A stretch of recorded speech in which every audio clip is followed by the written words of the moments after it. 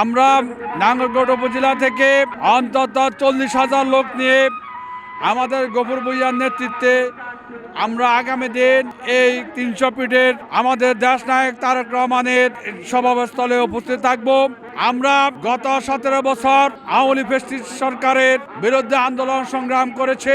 আন্দোলন সংগ্রামের মাধ্যমে আজকে ছাত্র জনতার বিপ্লবের মাধ্যমে আজকে এই দেশে একটি পরিবর্তন হয়েছে। সেই পরিবর্তনের মাধ্যমে আমাদের নেতা সাবেক প্রেসিডেন্ট জিয়াউর রহমানের উত্তরস্বরে বাংলাদেশ জাতীয়তাবাদী দলের ভারপ্রাপ্ত চেয়ারম্যান আমাদের নেত্রী দেশনেত্রী বেগম খালেদা জিয়ার সাবেক প্রধানমন্ত্রী 3 বারের প্রধানমন্ত্রী খালেদা জিয়ার সুযোগ্য সন্তান বাংলাদেশের প্রাণ আগামীর ভবিষ্যৎ বাংলাদেশের প্রধানমন্ত্রী বাংলাদেশের স্বপ্নদ্রষ্টা জনাব তারেক রহমান আগামী দিন লন্ডন থেকে বাংলাদেশে আসবেন। আমাদের মানুষের অধিকারের জন্য আমাদের বাক স্বাধীনতার জন্য আমাদের তারেক রহমান যুদ্ধ করেছেন।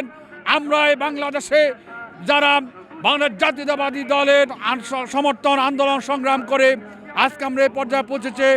ইনশাল্লাহ আমাদের তারেক রহমানের নেতৃত্বে আগামীর বাংলাদেশে আগামী 12 তারিখ যে সংসদ নির্বাচন হতে যাচ্ছে এই সংসদ নির্বাচনে আমরা তার ধানের মার্কাকে ভোট দিয়ে সারা বাংলাদেশে জয়যুক্ত করে ওনাকে বাংলাদেশের ক্ষমতার মস্তদে বসাবো এই আশাবাদ ব্যক্ত করছে।